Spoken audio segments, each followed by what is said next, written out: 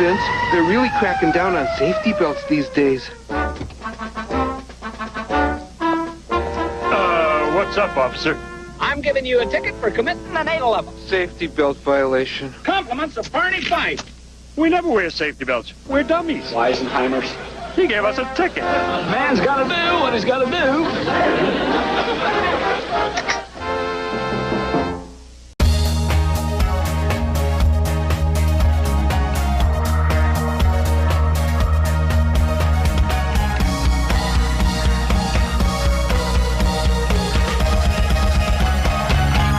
Welcome to this edition of Lancaster Perspective. I'm Mike Miller, and my special guests today, Trevor Littleton and Jason Scott. Welcome, gentlemen. Howdy. Hi. Thanks for being here today.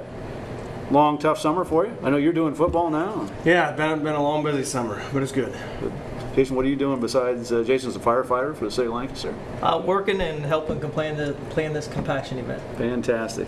We're going to talk about Compassion Experience, Change the Story, an event that's going to happen here at Fairfield Christian Church, and it revolves around poverty. And talk a little bit about how you guys got involved in this. You're the compassion expert, so let's start with you. I began sponsoring a child in Haiti back in 2003. That was part of a Compassion Sunday event that I was at, and for years I tried to get over there to visit him, and in 2010 I tried to get over there, and with the earthquakes that trip got canceled, and so it was just, I told my wife, I said the next time available I'm going to go. So in 2012, November 2012, I traveled to Haiti to meet my sponsored child. And for a couple of years before that, I felt like, I needed to talk out for these children and, really help get them support. And after coming back from there, I just couldn't do it anymore. So I had to get up and say something. So I went to the church here, and I was talking to the missions pastor, and we had a meeting, and Trevor was sitting there, and we just I said, hey, I'd like to do a Compassion Sunday event. And they kind of asked, well, what are you talking about? And I said, well, it can be anything. It can be a little 5-10 minute talk. It can be a sermon. Or I said, you can bring the compassion experience on a large scale. And they're like, Trevor's like, I want to do that. I want to make this a community event. So that's kind of where it started the planning. That was back in, March? Mm-hmm. And we've been working towards that ever since. So. And the event's going to be here at Fairfield Christian Church Friday, September 13th from 11 to 7, Saturday, September 14th from 10 to 8, and Sunday, September 15th from 9 to 7, and Monday, September 16th from 11 to 7. But this is about poverty. This isn't a show. Yeah, it's about these children living in poverty. What it is it's two big semi-trailers. They come in, they set up. It's about between 3,100 square feet, 3,500 square feet. And what they do is they mock up what it's like for these children, their homes inside of here, maybe their playground and their school. And basically what you do is you have an iPod and you have a headset. And then as you're walking through this, the child is telling you their story. And it's about how they were before they had sponsor from Compassion, and it takes you through their life and different stories and how they got a sponsor, how they gained hope, and how Compassion has helped them. And it's a hands-on thing.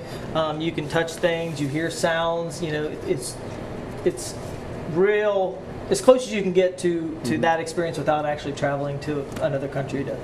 When you went to, what country did you go to? I went to Haiti.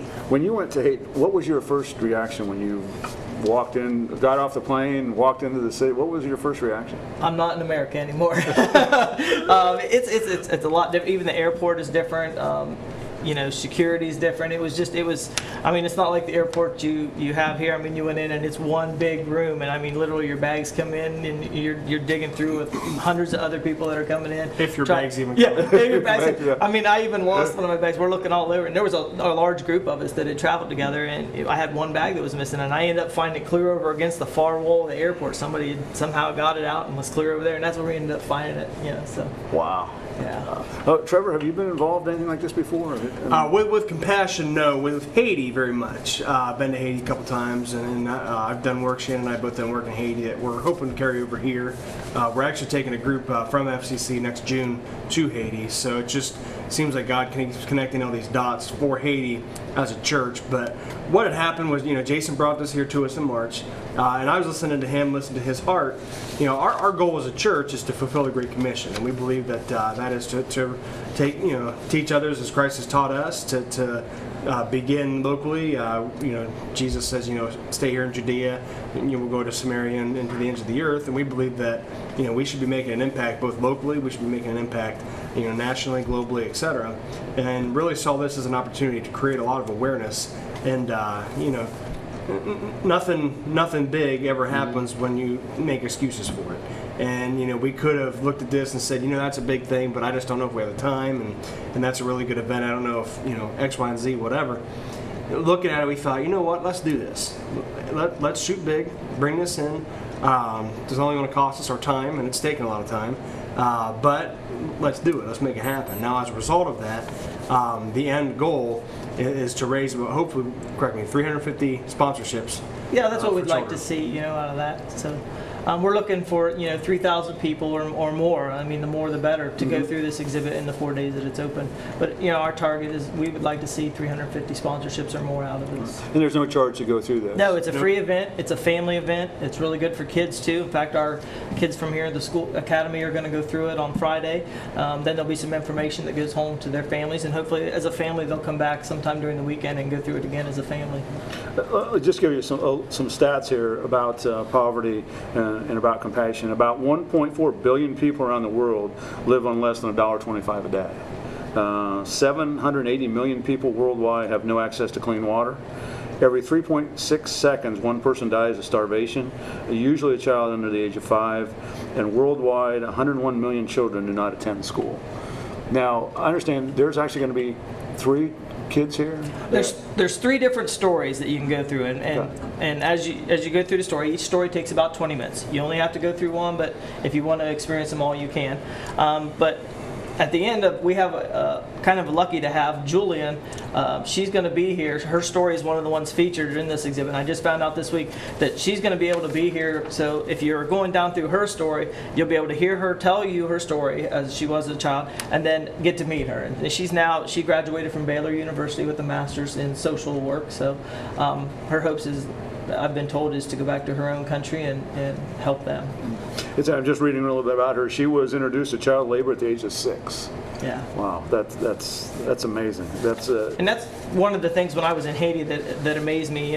Is at 5 and 6 years old, the kids that are just walking around, their parents aren't with them. I would never do that. Here you would never dream of letting your kid at 5 or 6 just walk the streets or whatever. But there, it's a common thing. This past June when I was in Haiti, there was a family of 5. They're all boys. The oldest was 12.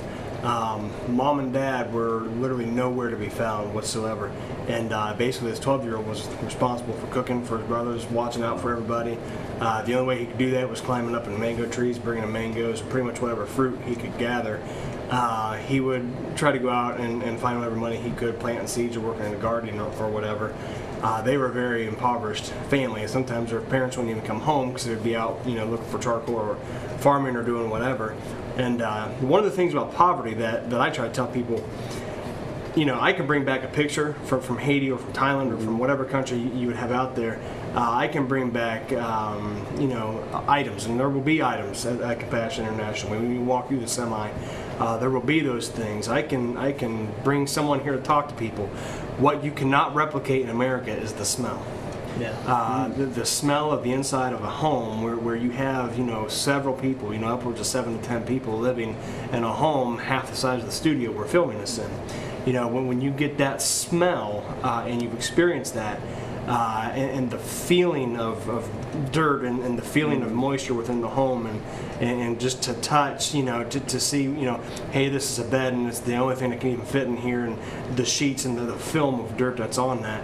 Those are the things you can't replicate here to communicate to people this is what it's really like.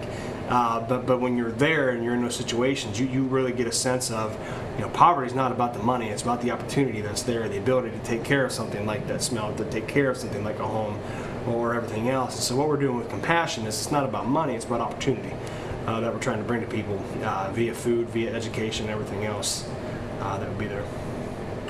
One other thing about Compassion is that there's currently more than 1.4 million children that are in the sponsorship program, but there's 100,000 still waiting to get into it. Yeah. They're registered. They are waiting for sponsors. That 100,000 people are kids that they've already got their information. They're just waiting on a sponsor to choose them and begin their sponsorship. Now you both have young kids. How do you talk to them about it? How do you approach the subject with them? My wife took a picture when we were in Haiti the last time. There was a family, actually that family of 5. The kitchen to their home was outside, so there's a hole in the ground that's got charcoal and everything on it that they'll cook on. But anyway, she had a picture of that hole. And so she actually printed it out and put it on our fridge. So anytime the kids were whining about, I want a snack, and then 10 minutes later, I want another snack, she's like, nope, we got the picture up there on a thing. So my daughter then went out the next day, and we walk out in our front yard, and there's this huge hole that she dug up on our tree. I'm like, what on earth are you doing? And she's like, I'm hungry. I wanted to eat that. But anyway, that's how we're trying to communicate to them, is this is what it's like here. Be patient, appreciate what you have, and hopefully that will communicate to them. In today's the world that we live in here in the United States, there are so many people that take things for granted. We talked, a little bit about some of the programs that are available and things like that. But I know, being a firefighter, you see a lot of different things through each day, and being a minister. But how do you talk to people about it? I know you talked about the smell earlier, but just how do you talk to people about it? That this is a problem. It's not really a matter of talking, it's a matter of opening people's eyes. I mean, there's, I've been in some nasty places in Haiti. I've been in some nasty places in Ohio. Have done a lot of work in Southeast Ohio and even up in Holmes County where I was before. I was at a house one time in Holmes County. We took food to a family for Christmas and some presents. And this woman thought it was funny. She said, here, kitty, kitty. There was an excess of 100 cats that came crawling out of her wall. Out of the walls of the home, and there was bare exposed wall, and there were children living here, and again, the smell of soured milk really filled that place. And I'll be honest, there were some places in Haiti I was at that weren't even as bad as that home. So I mean, it's right in our own backyard here as well. Really, it's a matter not only of talking, but really educating and opening each other's eyes to what's really going on around us, because there's people locally and globally both who are affected by this. And as the church, we're the extension of Christ's ministry. It's our job to really help both. Jason, did you think you'd be doing this when you were a young kid? Did you ever? No. I'm not a get up in front of people person, so for many years I just sat back and kind of let it go. So, it's for me to do this. I mean, and it took that trip to Haiti to really open my eyes to the point where I felt like I needed to do this. I saw, firsthand, and I experienced it, and I know what compassion does for your child. I asked my children that I sponsor. I said, what's compassion mean to you? And some of them were simple things like, they pay for school. My one child said, hey, that's the one meal that I'm guaranteed that I'm going to get is at that compassion center. So, that really, when I heard those kind of things, that really hit home, and, realized that, this is a worthwhile thing, and I need to get up and talk about it. Have you seen this event before? Have you been to it anywhere else? This is the first time it's been in Ohio. So I've not been to. I've seen film of it. Have you been? I have not been to it. It goes to between 25 and 30 stops a year. This is its second year, and that it's going. It's supposed to be like a 5-year program. So right now, this is the only stop in Ohio right now that's on the schedule, and the schedule's through I think next June or July. So how did you get to do that? I mean, did you call somebody and say, hey, I want to do this? Or? It took some emails and some phone calls and looking into it, and it took both of us doing a lot of emails and phone calls. We had to convince them that we had the ability to sustain a group who could maybe generate about 300, 350 sponsorships. And what happened was they typically only like to go to churches who are around about 3,000 in attendance because of that number. What we told them was, here's what's going on, not just with our church, but also all the churches of Lancaster. Back in April, May, a lot of the churches here in Lancaster had what was called the Art of Neighboring experience. And so all of us would talk about the series, which was one book, Art of Neighboring, asking the question, what does it mean to be a biblical neighbor, so to speak? Because of the success of all the churches in Lancaster working together on that, Compassion saw that and said, here's a church, but here's also a community that we want to go. Then again, our proximity to Columbus and some of the Columbus churches we can likely partner with. Compassion felt it was worthwhile because they're coming out of Colorado? Yeah, that's where they're based. To bring it over. So, and again, this is the first time in Ohio. They'll also be in Pennsylvania and New York. I think they're in New York just before they come here. I think that's what the schedule is. So they've never really branched as far east until those. So this is a great opportunity for people that really want to see. I mean, to understand poverty. Yeah. Well, yeah, they're going to get to experience it firsthand. The sounds and being able to feel things, and it's really going to be as close as you can get. talking with Trevor Littleton and Jason Scott, talking about the Compassion Experience Change the Story, which is going to be at Fairfield Christian Church on September 13th from 11 to 7, the 14th from 10 to 8, the 15th from 9 to 7, and the 16th from 11 to 7. We're going to have 3 trailers set up, is that right? It's 2 semi-trailers, 2 semi-trailers. and they have like it's like a tent thing built onto the end that adds room to it too. No charge, you can come in? Nope, it's free. You mentioned that you've both been to Haiti. Plans to go anyplace else? I have a possible trip in April. I was contacted by an organization who wants to get into a missionary group in Kenya. I don't know if that will develop or not, but one of the things here at our church that we're trying to look at is how can we really have a presence in different places around the world. But anyway, a few weeks ago, Shane and I were down in Louisville, Kentucky, at the North American Christian Convention, and there was a missionary group called One Child Matters, and they were trying to find, kind of similar to Compassion, they were trying to find a spot in Kenya to partner with, and I've actually found a connection. So if that materializes, my next step, we're taking a group to Haiti here in June. I may take a quick trip to Kenya before that trip to Haiti. A quick trip to Kenya, like it's just across the street. Weekend getaway. Yeah, just the little things. But, hey, we tell people this, when it comes to faith and Christianity, when it comes to just really fulfilling the Great Commission, faith is your greatest adventure. When you sit back and when you watch God draw all of the connections together to help with poverty here and circumstances in Haiti, and there'll be other countries represented here, Uganda and India and many others who are represented by Compassion, and you're able to be a part of that, it really does become like an adventure, and it really does become, you are a part of helping somebody else's livelihood change, and you're doing that because you're taking those steps of faith. It really becomes rewarding and fulfilling, but sometimes you just got to step on faith and get it done. It's interesting because being a firefighter and Trevor's in the ministry, was it difficult to explain to your family that we want to do this? I mean, you want to go to Haiti, or they all just say, okay, let's go? No, my wife knew from pretty much all along that I'd been trying to go, and that I really wanted to go to meet. And I'm hoping in the next year or two to be able to take her and go. She had to stay home with the kids this last trip, but I want her to go and experience it and meet the children we sponsor, and that's really what it's about, I know we're talking about change the story, but what do you guys do when you're not working on these type of projects? There's a time we don't. Yeah, well, that's what I know. We talked off air about it. I know you're writing a book or completing a book. Talk a little bit about that. Yeah, my sequel to Shadows is almost done, and then I've got another project waiting when I get done with that. I'm hoping to release that this fall, September. I'm hoping to have a pre-order in August and release in September. There's a missionary group in Haiti, though, whose their 30-year anniversary is coming up, and that's where a lot of my Haiti work has been. I want to write a book for them for their chronicling their 30 years and everything there. But that's the next step. Jason, what do you do when you're not working? I spend a lot of time with my kids when they're not in the school. I'm fortunate to have that 24/48 schedule, so it gives me a lot of off time to go to that and their sporting events and spend time with them. Is that something that maybe you touched on earlier? Kids take for granted sometimes. I mean, talking about just what they have here. Oh. I mean, just you talked about, I want another snack, but just in general, I know going from poverty, this is going to be a great example and experience for people. But today, I mean, I'm much older than you guys, and I know my experiences. And talk a little bit about raising your family as a society. The kids in Haiti, I mean, as impoverished as they ever could be, you're still going to be able to play ball somewhere. So you can go through some of the dingiest parts of Haiti where it is truly grim.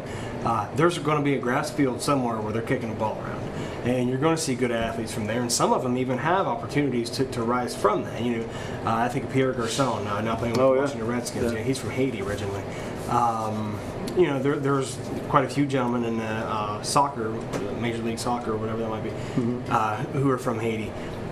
The difference between American kids sports, the soccer mom mentality, and those leagues that are there, biddy football or whatever, versus something in Haiti, is the ability to be recognized, the ability to have somebody appreciate what you do, have somebody rooting for you, have a dad who's able to go to ball games, to have some of those moments. They're going to play. But one of the things in America I think that we do take for granted is to have people in your corner while you're playing ball, where you have a family who actually wants to come and watch you play ball and who can be there for you, versus in Haiti it's I'm going to come out and kick a ball around a soccer field and make, there's, the rule of thumb is a group of 10 to 14-year-olds in Haiti on a soccer field could beat a varsity college level American team. Really? Okay. No one's there to celebrate those victories. So you could have just these great moments that in a family here in America, you talk for the next couple of days about this great play your son or your daughter made, and down there, no one can watch you or celebrate you with that or make a big deal about you. And that's something in America we do with our kids is we make a big deal about our kids and we post them all over Facebook. And in Haiti, they're walking around, they see you as an American and they're begging you to take their picture because no one ever takes their pictures. So that's where I would probably notice a difference. A big change. What about you? I noticed that the things that I try with my kids is what my kids have and what they don't have. And I'm going to use this example that I had written my child early on about asking if he had a Bible. And he said that he had one, it was old, it was torn, and then somebody had taken it. So when I went to Haiti, I got a Bible in Creole, and I had his name printed on the outside of it. So we were sitting around before we were getting to leave, and I had taken him each some gifts, a soccer ball, and I asked him, his name's Lulu, and I said, Lulu, do you remember writing you about your having a Bible? And he said, yeah. And I said, do you remember what you told me? And he said, yeah. And he repeated the story back, about having it and losing it. And I said, I pulled out and I said, I brought you your own Bible and I printed your name on it. This is a 16-year-old boy. He leaped over the table, tears running down his face, wrapping his arms around me because he had something that was his and it had his name on it. And then so I'm thinking all that, and it was a Bible. I came home and I went through my house and I was like, just looking around. We had 7 Bibles in our house. And then here, that one Bible to him meant the world. My kids just, there's always a Bible there. That if they want to look something up, they can do that. And he up until then, he didn't have that ability. And so I tried to share that with my kids. And that some of the things that we're able to do, that simple things that they're not able to do. Was there anything that stood out in your mind that just caught you off guard? I mean, just something that you would take for granted, or your kids would take for granted, that when you talk to them, they just had no. For example, I talked to a gentleman today. I was in a meeting, and I said, "Well, did you see this on TV?" And he just kind of smiled and he said, "I don't have a TV." I was what? Did that anything like that just take it that you just assumed they knew, or? Well, I think the biggest thing for me over there was water. How we take water for, you go turn the spigot on and you got water, and over there, they're fetching water from miles away sometimes, bucket at a time from their water source, and it's not the best water. I think that was the biggest thing when I was there. I figured it would be bad, but I didn't realize that so they would have to travel as far as they had to travel to get water, something that we just turned the faucet on for. So. I would say traffic and transportation. When we were down there this last time here in June, they have what's called tap-taps. It's just a large taps. Tap-tap. Okay. It means rapid in Creole. But they almost look like kind of like a school bus, like a mini school bus. And it's open in the back, and you throw passengers inside. But they've got all sorts of graphic artwork over it. And there's one picture of Jesus with several scriptures out on it, and he had his arms stretched out. And I thought, that was great, and I saw a couple of those, and then behind one of them was another tap-tap with this great artwork on the side of it, and it was a picture of Justin Bieber. Well, that's awkward. But watching traffic go through, one of the things about Port-au-Prince that you can really say is Port-au-Prince is like an anthill with too many ants. The infrastructure of that city is just horrible. When I was there, Roro, the missionary I was riding with, we were on a 4-lane strip of road through Port-au-Prince, and it was right after we passed the Justin Bieber tap-tap. And he said, this is the main road through Port-au-Prince. Okay, now I was caught off guard by that, because here's a city of 4.5 million plus people. 33 out here in Lancaster that runs there is bigger than the largest road in this entire city. There's no easy way to get anywhere. So, fire, any kind of emergency, police work, whatever, there's chaos. So then you throw an earthquake like 2010 in there's no way to travel through anything unless you're going to run people over to do that. And so you fly back, and then you arrive in an American airport, and then you walk through, and you get in a car and you drive home, and typically the flights come back at night. There's no one on the road. Here's this very large, well-lit highway. And that was the biggest difference for me. But you're right, the water is probably the biggest difference. Well, Trevor, Jason, we appreciate you coming in today and giving us an update. A website people can go to, or is there? Yeah, you can reserve your spot if you want to reserve your spot. It's compassion.com/thechange. They like to, if you're going to have a group of 20 or more coming, they kind of all want to go through at the same time. They like an email heads up about that. The other place to check out is our Facebook page that we made. It's Compassionate FCC. There's some videos on there, kind of shows you a little bit of what all this event's about and what it looks like. The times and stuff are all on there. And I'm constantly posting things about Compassion on there, so if you wanted to learn a little bit more about it, that would be a good place to check also. Fantastic. Well, again, we appreciate you guys coming in. Busy day today. I know you're off to football practice. And where, Kings Island? Where are you going home? Not today. Okay. I start vacation after That's tomorrow right. for a few days, and then so we're going to be getting ready for that. So Me too. Well, be safe. thank you. Thanks for tuning in to this edition of Lancaster Perspective. I'm Mike Miller. And remember, until we meet again, let's make a difference.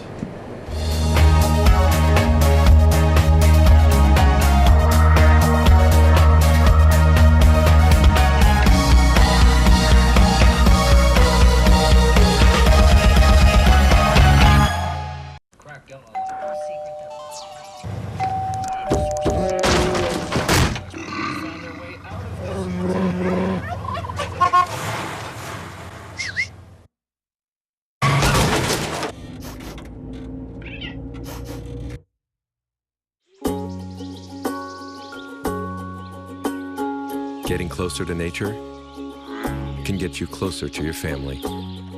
Go to discovertheforest.org.